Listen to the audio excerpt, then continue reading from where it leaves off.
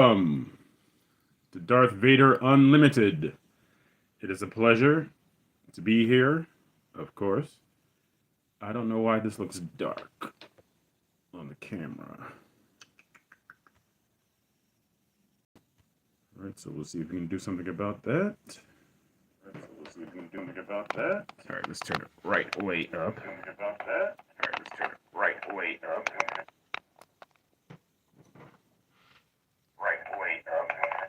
I don't like this angle either.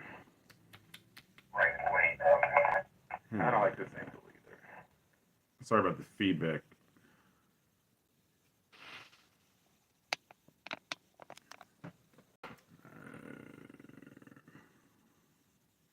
Maybe if I turn it sideways, maybe it'll adjust automatically.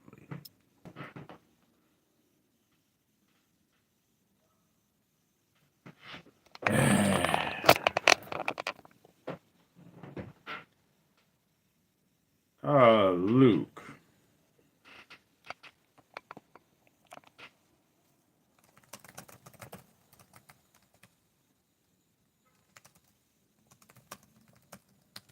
All right, I don't know what's going on with you. Can you hear me?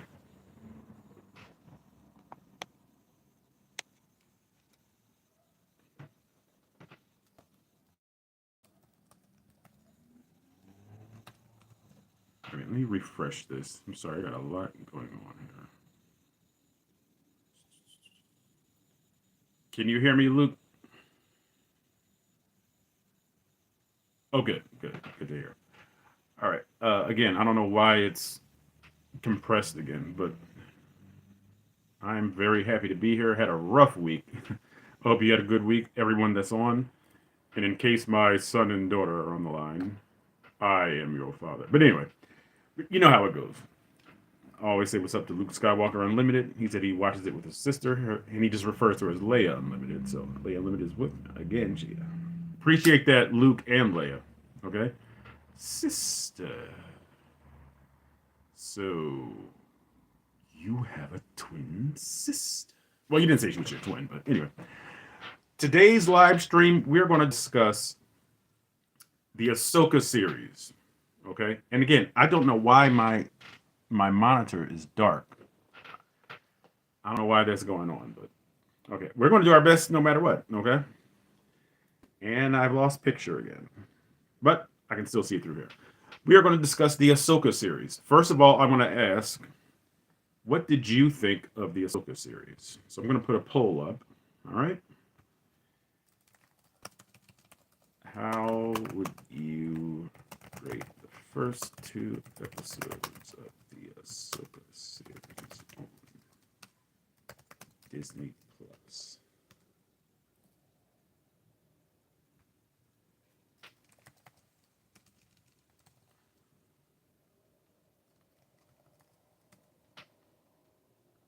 All right, so I have just two options: great or poor. So if it's in between, feel free to put as much as you can in there. All right. Boy, I definitely need to learn how to use computers a little better because I don't know why I just lost my picture.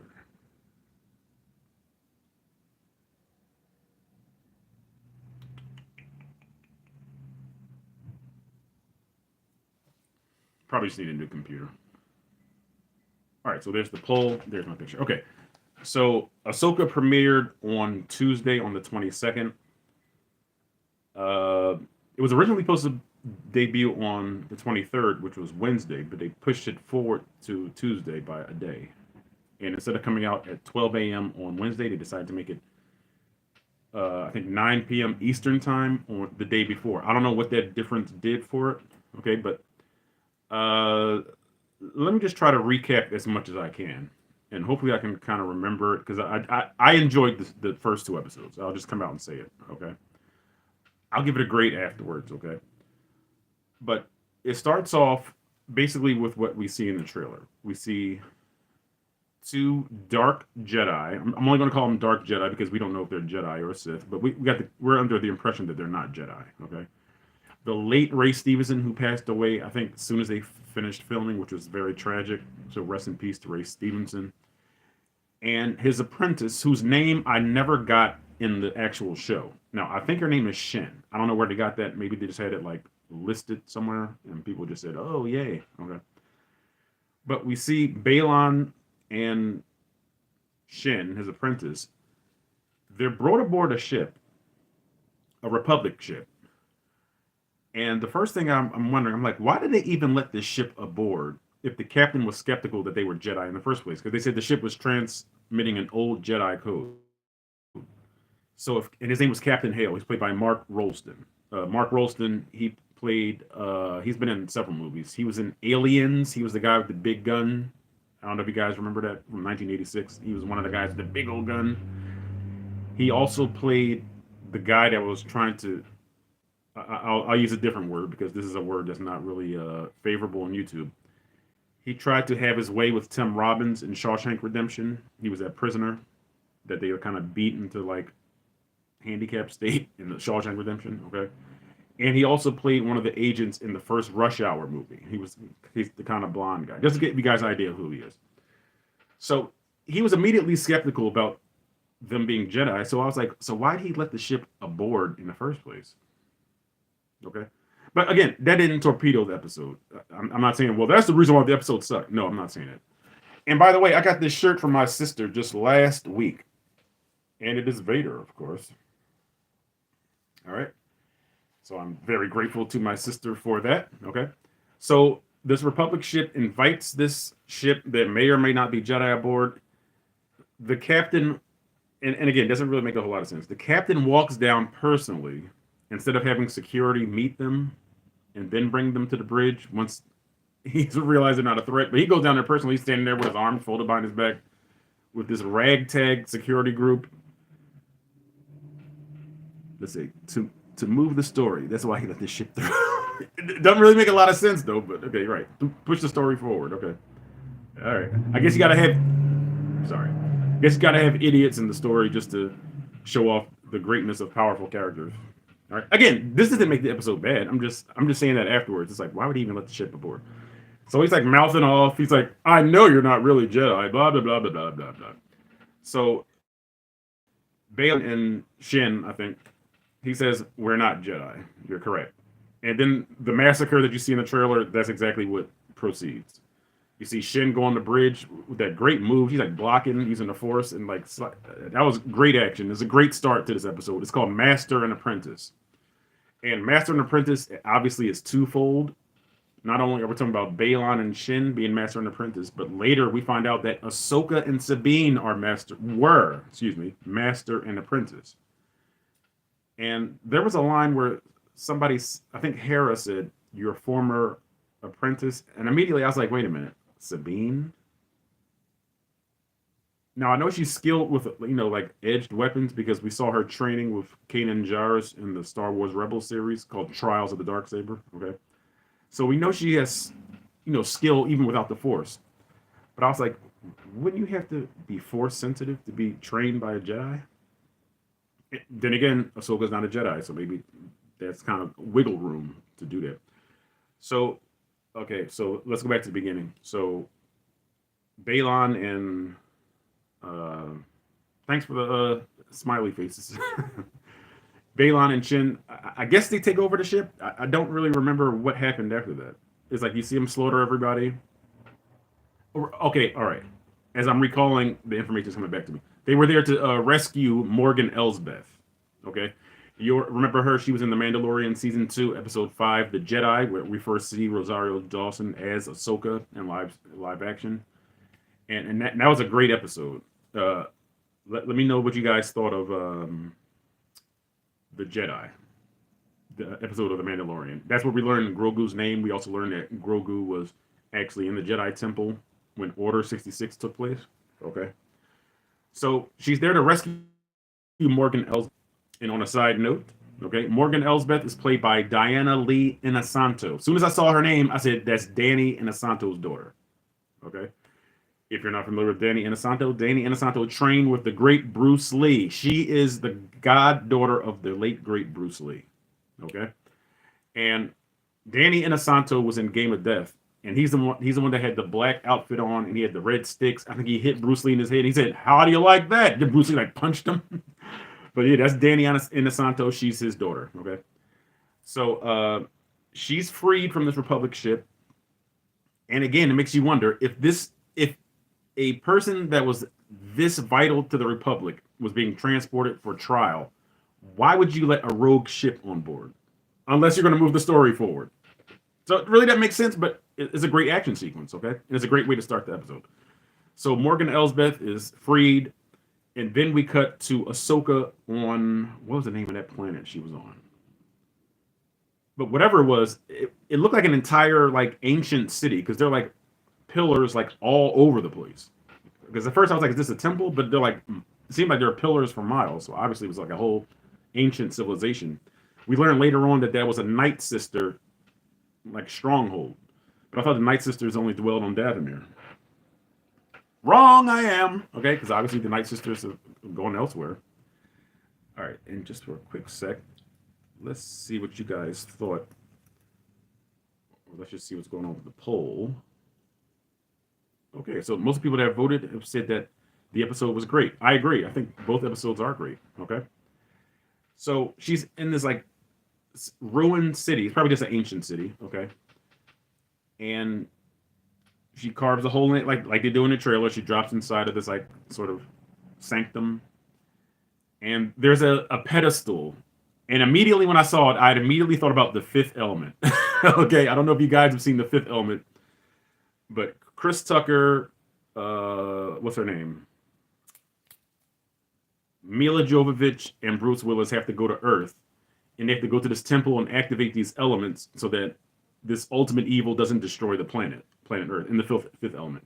So Chris Tucker's hilarious in this movie. He's like, oh, Coben, what do I do? He's like, it's not working, Coben, it's not working. But anyway, I immediately thought about that because it was like shaped like rectangular and everything. So I was cracking up through that whole scene. So Ahsoka, it's the same shape as the Fifth Element artifact too. So when she does something to it, it like kind of crumbles like into ashes, and then there's like a glowing ball. And as soon as she obtains this ball, she goes back out, and she's met by HK droids, hunter killer droids. We saw one of those in the Jedi. Mando, I think he shot one of them in the head. Okay, it was real ill too. But I like the way they're portrayed. Like they don't look too overly clunky. They don't look like just blatant, digital technology. They're really well done. Okay. By the way, Leia Unlimited squealed when she heard your sister impression. Thank you, Leia. I actually do Darth Vader for a living. Okay.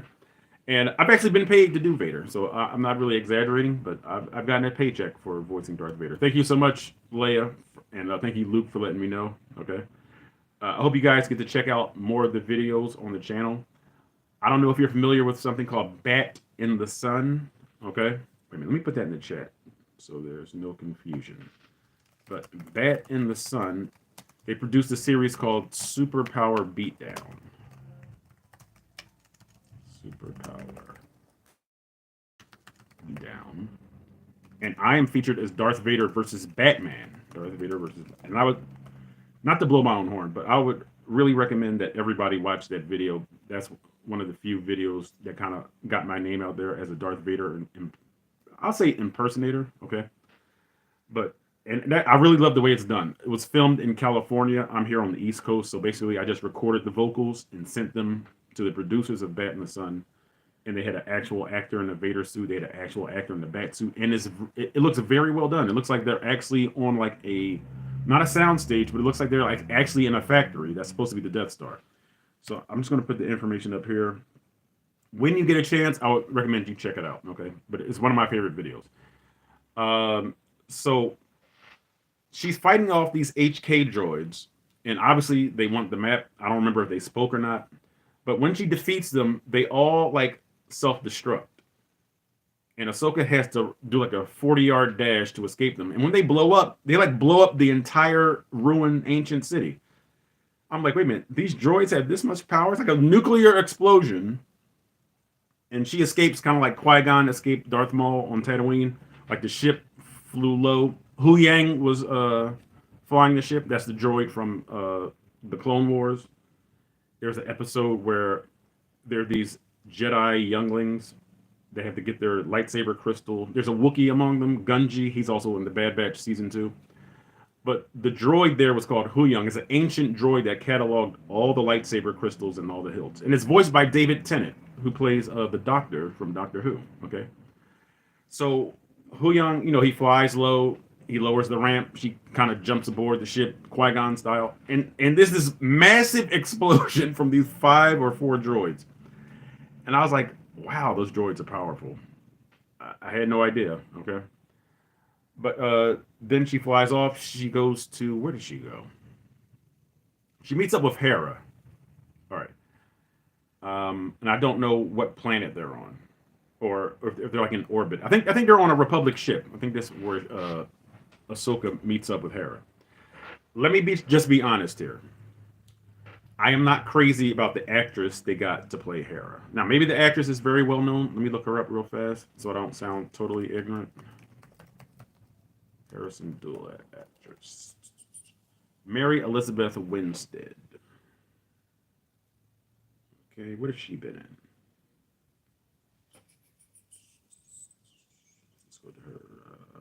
Let's go to her filmography and find out what she's been in.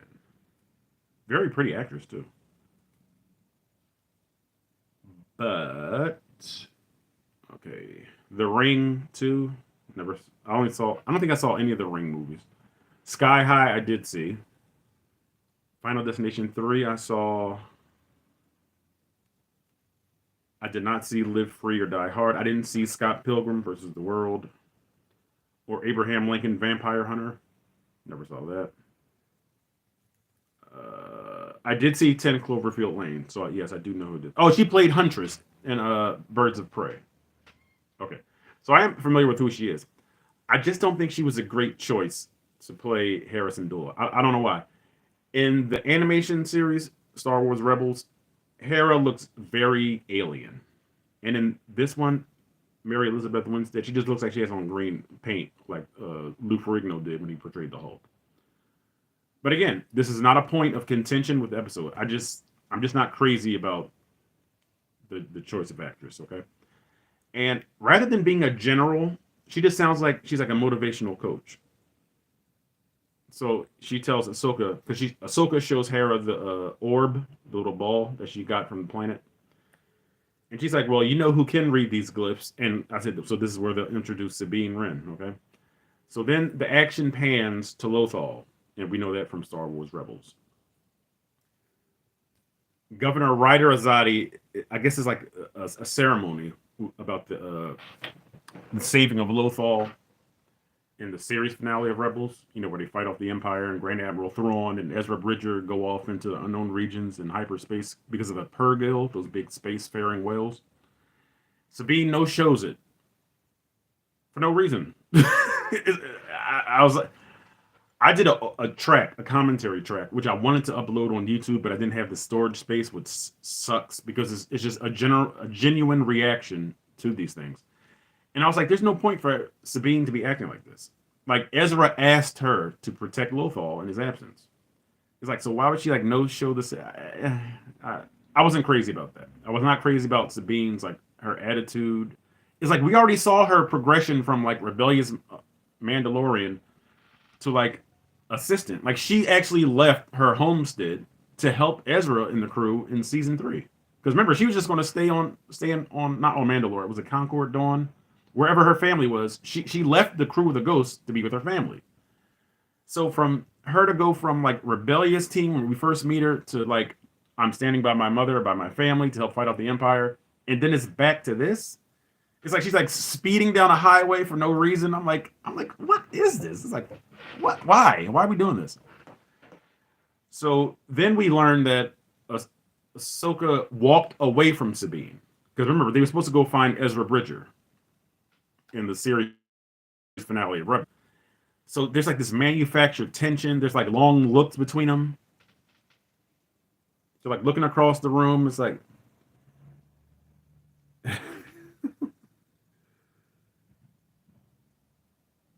thank you, sir.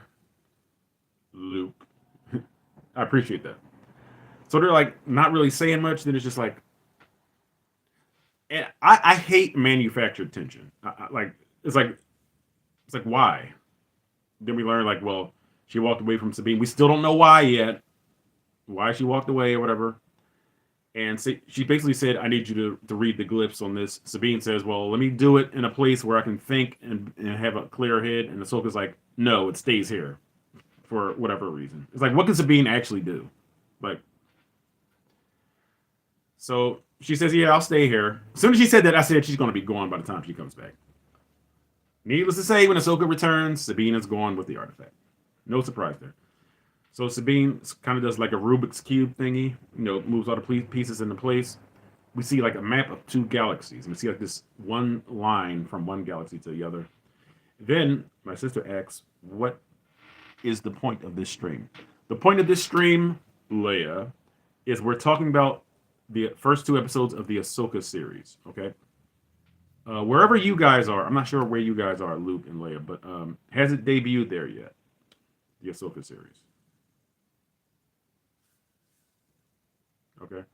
So, again, I know in the United States it premiered on Tuesday, but basically I'm just giving my spiel about the first two episodes. All right. So, basically, where was I? Okay, so we see the map is like the holograms of two different galaxies, and they basically postulate like maybe, yes, it has in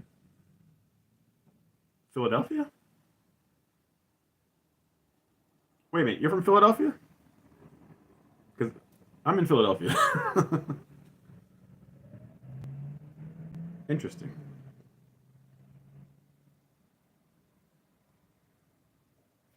Okay, I didn't know you were in Philadelphia. All right. So, wow, small world. That'd be funny if you're like right on the other side of the street. That'd be hilarious. But anyway, so while she's looking at these like holographic images, the droids come out of nowhere. All right, they attack. They like destroy the map and like all the stuff that's brought, all the equipment, or whatever. Because she's like cataloging like where these like lines are going, or whatever. So then the apprentice showed up, like at the base of the tower, because I think the one of the droids grabbed the orb, which is the map to who or whoever or whatever. And then they have a lightsaber duel between Shin and Sabine Wren. This is this what happened next made me so mad. I mean, not mad enough to turn the series off or say this is a terrible series, no. But this trend in Disney Star Wars, and I'll get to it. So they're having a lightsaber battle. I can see your window right now this evening. Yikes! No, I'm kidding. Stalker! No, I'm kidding. All right, so they're having a lightsaber duel, basically. And Sabine is out of practice, so like I think the apprentice is just like testing her. You can tell she didn't really want to kill her. Then she stabs Sabine with the lightsaber in her abdomen. And you knew Sabine was going to like survive because she's the main character. But I can just remember being so mad looking at this. I was like, why are we nerfing lightsabers? Back in the day, when you got stabbed with a lightsaber, you were dead. All these people surviving, the Great Inquisitor and Obi-Wan Kenobi, Reva getting stabbed by Vader, and she still was well enough to travel to Tatooine. This is dumb. I'm sorry. This counts as a strike against the first episode. Surviving a lightsaber wound to your... Just kidding, I actually live in New York. Okay, so you're about 2 hours north. All right.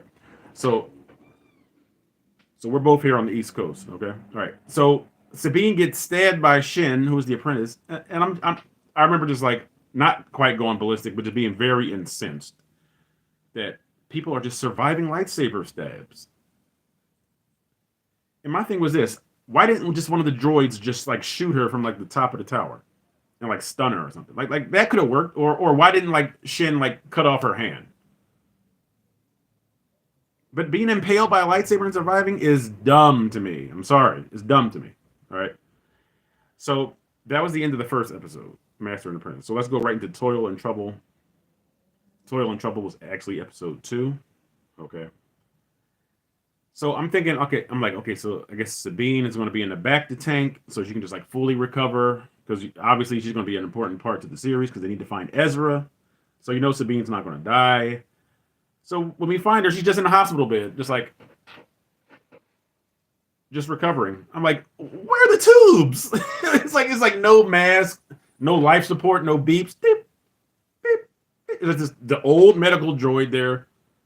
And she's just fine, basically. She's like in recovery. I'm like, why are we minimizing the importance and the impact of a lightsaber?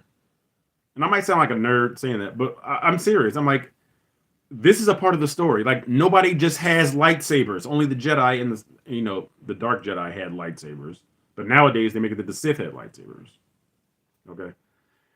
And let me go off on a tangent here with that one.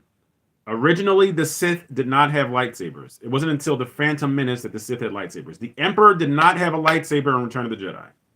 He did not have one because the Sith didn't use lightsabers. You are a nerd. But I rate you. You're great. Appreciate it, sir. Yes, I am a nerd. Yes, for Star Wars. The Emperor had no lightsaber. When Vader hit in Return of the Jedi, your favorite Star Wars movie, okay?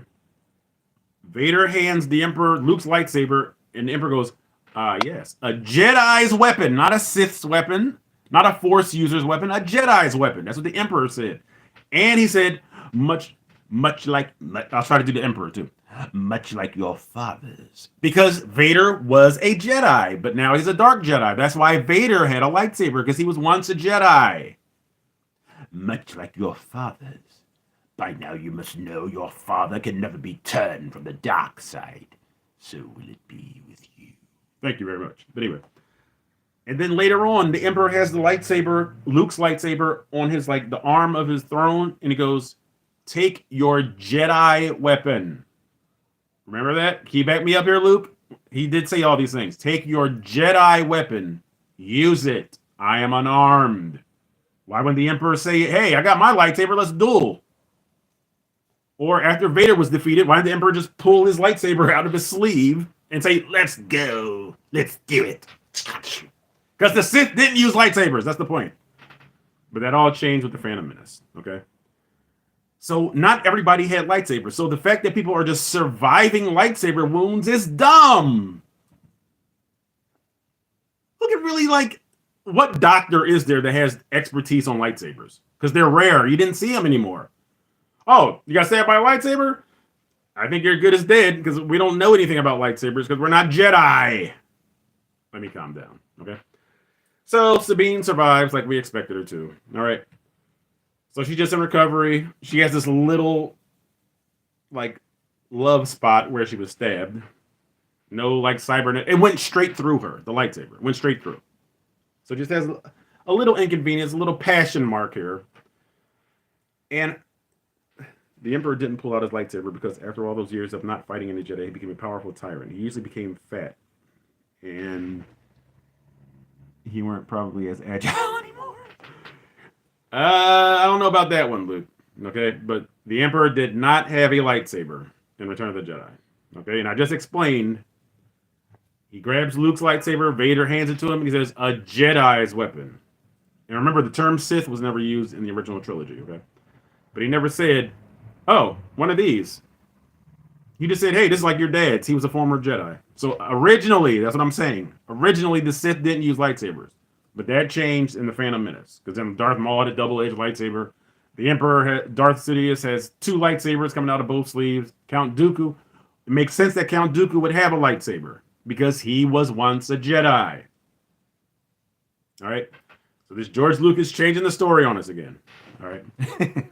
People say it's his story. Okay, so you're going to tell me Goldilocks and the Three Bears had a whole backstory to it? No. You changed the story. All right. Anyway, as I was saying, it's dumb that she survived lightsabers, a stab to her vital organs. It's dumb that Reva survived. It's dumb that the Grand Inquisitor survived. Okay? Because lightsabers are unique to Jedi. And now unique to Sith. So then we see Morgan Elsbeth. For some reason, she's in charge of these 2 Jedi that just, like, trashed the Republic ship. I'm so sorry I have to go, but thanks for a great stream as always. See you next week, probably. Thank you so much, Luke. I appreciate it. And I'll probably go live stream to talk about episode 3 of Ahsoka. May the Force be with you and Leia. All right, have a good day, sir. All right, enjoy the rest of your weekend. So it's mind-boggling to me. Like, why is Morgan Elsbeth in charge of these 2 Jedi? We see how powerful she is, and all of a sudden, Morgan Elsbeth is a Night Sister. I'm like, what? I'm like, where was this backstory in the Jedi? Why didn't she use her Night Sister magic against Ahsoka? Because there's like this little circular thing on top of another pedestal. Then she starts going, yeah. And then you see the green, Night Sister magic. Okay, that's consistent with the Clone Wars. And I'm like, where are they just making up stuff? Like, come on, Dave Filoni, what are you doing here? What are you doing? All of a sudden, she has a mystical element to her. So, actually, I thought they were trying to like channel the ghost of like Mother Talzin at first, which I wouldn't have minded seeing. I also wouldn't have minded seeing Asajj Ventress. Okay, I would have preferred both of those characters to Morgan Elsbeth, even though I do like Morgan Elsbeth, so I'm not upset that she's a part of it. I'm just trying to figure out, why are these Jedi like listening to her? Why? So they go to some place called Cetas. I think Balon said the reflex point on Cetas. And there's like these rooms, I guess, whatever they are. And they have the map. She uses her Night Sister magic on the map, whatever. And then we see the 2 galaxies again. Then we see like a line, and we hear something about the Eye of Sion. I'm not sure what that is. So maybe if you guys know, you can inform me and let me know what it's about. The Eye of Sion. Right? Some people were saying it's Darth Zion, which I don't know about, so I'm not going to pretend to. But the second episode is a little slower than the first episode. But the second episode, the best part of both of them, okay, to me, is when they go to the planet Corellia. And Hera and almost at Apocalypse, my bad. Hera and Ahsoka are trying to track down these like parts of like a superstar destroyer. I think they said it was like the hyperdrive engine. And the guy named Min Weaver, like this like bureaucrat for the Republic, New Republic. He's like, yeah, that's a hyperdrive from a SSD. I took that to mean superstar destroyer. So then I don't know if Ahsoka was using the Force or not, but she said something that was very key. But for some reason, he kept stonewalling General Syndulla, and I'm thinking, wait, she's a general. Why doesn't she have access? Like, why is he like stonewalling her? Then she actually said it. She said, "I am General Syndulla." So Min Weaver's playing all these games, and then they literally see the hyperdrive engine being like flown away by another ship. And then this idiot in the control room says, "For the Empire!" and shoots. I'm like, that was poorly done. That was really poorly done. You're going to shoot a Jedi like Ahsoka? Come on, that was stupid. So they're like working for the Empire, furthering the reason why The Mandalorian Season 3 was mostly a waste. They're taking all these Imperials and just integrating them into New Republic society. Like, not smart to me. Bad writing to me. Sorry, Dave. Sorry, Jon Favreau. Bad writing. That's bad. I'm sorry. Yes. So then, Ahsoka is stopped by one of the HK droids and an Inquisitor called Marek. Now, there have been a lot of theories going around that this is Galen Marek, known as Starkiller.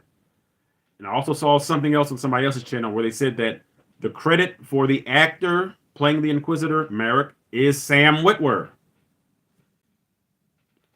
So whether or not Galen Marek is going to become canon, played by Sam Witwer, who was the model, the video model for the video game Star Wars: The Force Unleashed, Starkiller, played by Sam Witwer, remains to be seen.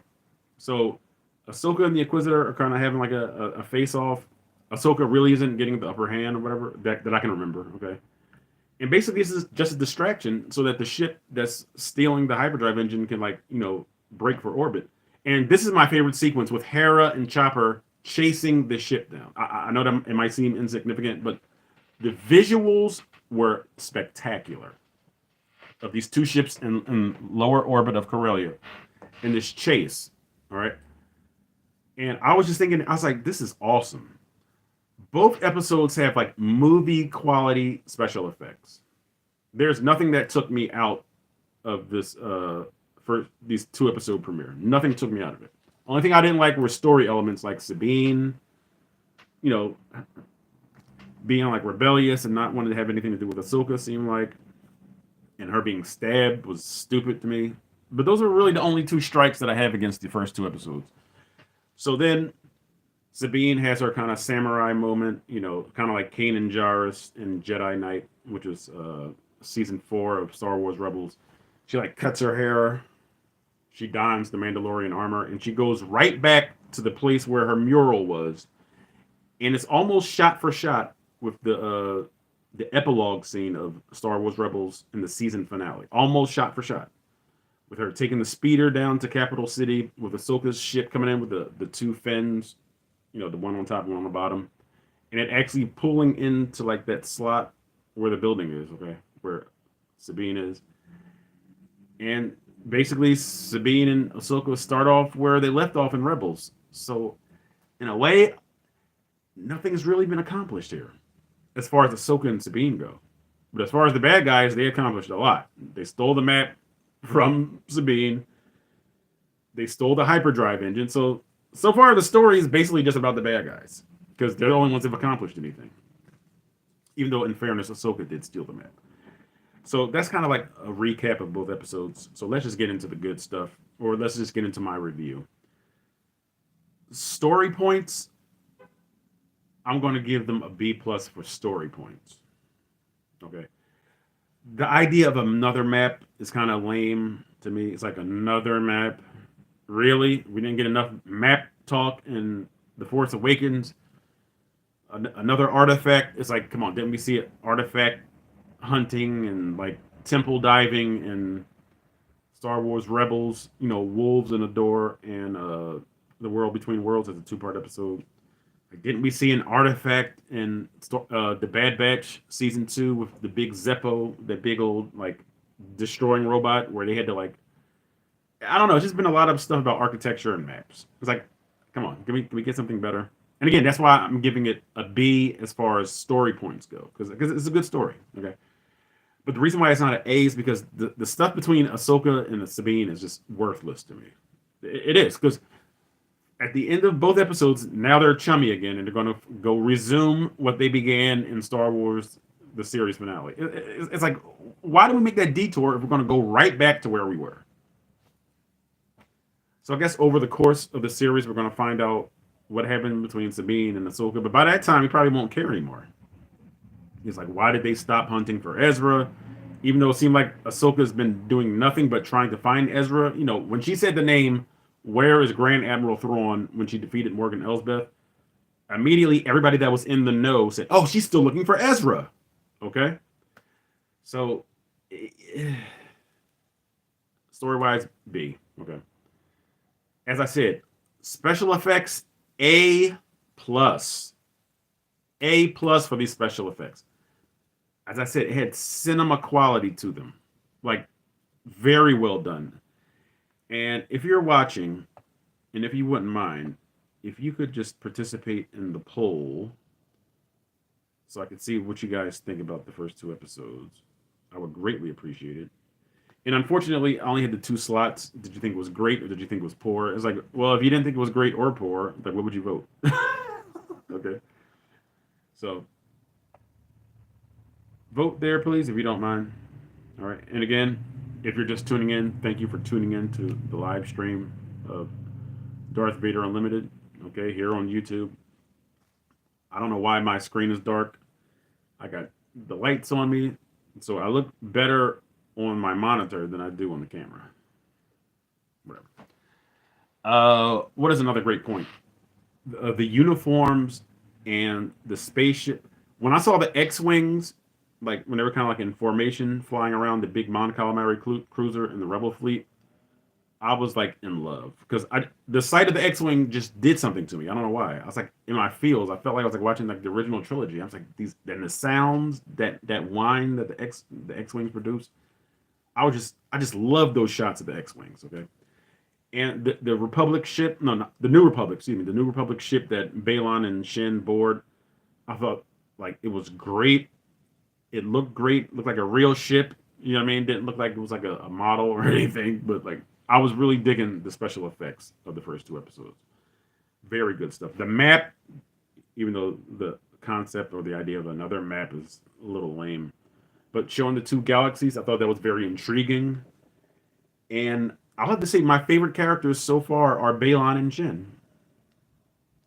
I thought Ray Stevenson and I'm sorry, let me look at the actress that plays Shin, and I don't know what her last name is. Shin Hati. That's a little wrong. Shin Hati. Shin Hattie. I don't like that last name because you can just make too many jokes about it.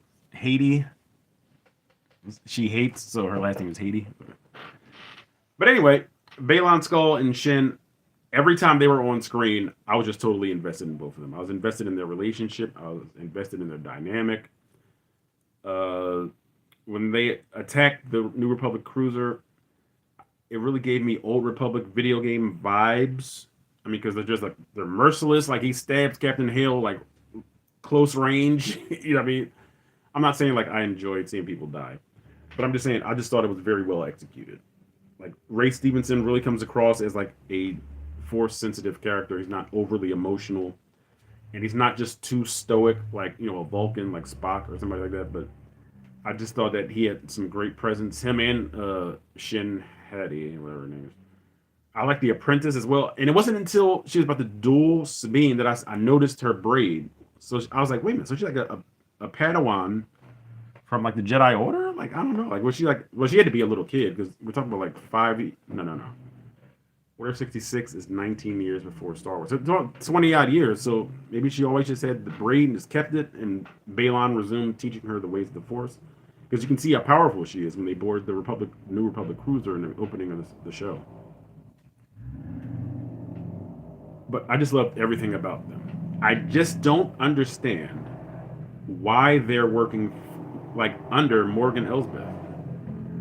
I'll never get Star Wars. I will never understand why people that don't have force abilities want to downplay people with force abilities. It's like Admiral Conan Antonio Madi, and that's the guy that Vader chokes in the Death Star. I find your lack of faith disturbing. You see him go. It's like you're talking to Darth Vader, like he's a underling or something. Your sad devotion to that ancient religion. I guess like the propaganda of the Empire really just was that effective. That like, hey, I had our Force users. They don't know anything. I mean, these guys can just kill you with a thought. I'm like, why is Morgan Elsbeth just ordering them around? I just didn't get it. I didn't get it. Like, was Morgan Elsbeth like a face-to-face like liaison with Grand Admiral Thrawn? Because remember, the Imperial Remnant is trying to bring Grand Admiral Thrawn back to the galaxy to take it over, and you see a glimpse of that in The Mandalorian season 3, which was one of the few things that I actually liked about it. So of course I loved seeing Captain Pelion in Mandalorian season 3. Because at first I thought he was destroyed, Captain Pelion, in the Star Wars Rebels finale. Because Grand Admiral Thrawn's like Captain Pelion, talking on a comm link, and you don't hear anything else from him. So I guess he was sent to the outer regions, or the unknown regions, excuse me, by some of the Purge Guild too. So I'm glad Captain Pelion did survive because I did want to see him in live action. Of course, I wanted to see Grand Admiral Thrawn in live action, but the suspense is building. Okay, of course, it was building in Episode 1, Master and Apprentice, and Toil and Trouble. After that chase, to get the hyperspace, and again, that hyperspace ring was massive. I remember when it first came on screen, I was like, wow, I've only seen hyperspace rings with Jedi fighters, Jedi starfighters, but this thing was huge. The thing was gargantuan, and that's of course how they transported the Superstar Destroyer hyperdrive engine. So I'm assuming Morgan Elsbeth and Balon and Shin's plan is to form this big ship, or maybe even like a transportable space station, to go bring Grand Admiral Thrawn back to well, not our galaxy, but back to the Star Wars galaxy. And he's been gone for, let's see, Grand Admiral Thrawn and Ezra we're going a year before Rogue One. So I think the original trilogy is what 3 years long or 4 years long from Star Wars to Return of the Jedi. So maybe 5 or 6 years they've been in the unknown regions. So it'll be great to explore that other galaxy because it looked like the two galaxies were joined together by that one line. All right. So again, welcome to Darth Vader Unlimited. Please say something, leave a like, or just leave it. I would prefer if you left a chat, okay? So we can interact. You know what I mean? So let me see predictions for the series. Unfortunately, with the unfortunate passing of Ray Stevenson, Balon Skull will not survive this first season. You know, obviously, because I doubt they would recast him. He'll die. If he doesn't die dueling Ahsoka, his Padawan or his apprentice will kill him. Okay, and a lot of people were saying that she was behaving as if she was like developmentally challenged. I didn't see that. And I've been in like the mental just to give you a little transparency. I've been in the mental health field for about 15 years. So I kind of know developmentally challenged when I see it. I really didn't see it. I mean, if you guys saw it, just like point it out to me, please. Or maybe I wasn't that good at my job. But anyway. But I think his apprentice will probably wind up killing him if Ahsoka doesn't do it. I think when he duels Ahsoka, you know, because he's talking about Anakin, like we all knew Anakin. If you only knew what he became or whatever. So I'm thinking maybe he gets his hand chopped off. Okay, I don't know. And then I'm thinking probably from there, Shin Hati or Haiti will probably end Balon Skull. I think I don't know if there'll be a season 2 or not, but I think Shin Hati will probably be incorporated into the regular Star Wars canon. I think we'll see her in other things. Shin Hati. Where does Ahsoka herself go from here? Um, as far as locating Ezra, of course I do believe Ezra will be making an appearance later in the series. A lot of people have speculated that maybe Ezra is posing as Marek, the Inquisitor. Could be. I don't know. I really want the Inquisitor to be somebody that I haven't seen before, or just be somebody new. I don't want him to be Sam Witwer, a Star Killer. I don't want him to be the young actor that's playing Ezra Bridger. I want to see somebody new. Okay, I want to see new characters in Star Wars, and that's one thing that I hope Disney Star Wars gets a hold of. We don't want to be like force-fed, nostalgic, like fanfare. Okay, just so we can say, "Hey, this feels like Star Wars." Give me something new. Okay, I wouldn't mind that. Okay. But as far as Ahsoka goes, I'm not sure where she goes after this series. It seems like, you know, a war is brewing. The opening crawl said that, okay, that they're trying to start a new war to bring the New Republic into turmoil so that the Galactic Empire can resume its supremacy, which makes sense, okay? You sort of start these small fires, then becomes a big fire that they have to put out. And allegedly, they won't have enough resources to cover all of them, because you can tell from Mandalorian Season 3 that they really don't have a lot of ships to go around. Because one of the bureaucrats said that the Alliance fleet was being dismantled in the season 3 of Mandalorian. I'm thinking to myself, that's stupid. Why would you dismantle a peacekeeping force? You fought off the Galactic Empire. Why would you dismantle that fleet? A lot of brainlessness with the New Republic. The writing. I never thought I would say this about something that Dave Filoni created. The writing for Mandalorian Season 3 and for the Ahsoka series in certain bits is a little lame. Like, who made that idea to have Sabine Wren get impaled with a lightsaber and survive? Who made that plan? But again, this was enjoyable. I enjoyed both episodes, Master and Apprentice, and Toil and Trouble. All right, so I'm probably going to end this stream pretty soon because I just don't want to talk just to talk. All right, but if I'm going to rate both episodes, I'm going to give both episodes a solid B plus. Okay, I think it's very well done, and I've heard a lot of people being critical about it, but that's their opinion. In my opinion, is very well done. It's a B plus. Will Anakin Skywalker show up? I think he'll show up in a flashback. I don't think Force Ghost Anakin will make a sighting. I don't think any legacy characters will show up, even though we would love to see Luke Skywalker. I don't know why he's persona non grata in Disney Star Wars, except in other people's series in The Mandalorian and in the Book of Boba Fett. But I would love to see Luke. As I said, I would have preferred to see Asajj Ventress and or Mother Talzin represent the Night Sisters more than Morgan Elsbeth. All right. And if I want to nitpick, maybe they went with her because they're not George Lucas's created characters, which is dumb. Thank you so much for tuning in. Again, I graded B plus. That's B in sign language. I graded the first 2 episodes as a B plus. I hope the series goes up and up. All right. I hope they just quickly stitch together why Ahsoka left Sabine, and I hope that it doesn't drag on for 2 episodes. I want them to wrap it up in the next episode, and I want them all to just go on the same quest to find Ezra. As I said, he will make an appearance later in the series. I think Grand Admiral Thrawn will come on after the midway point.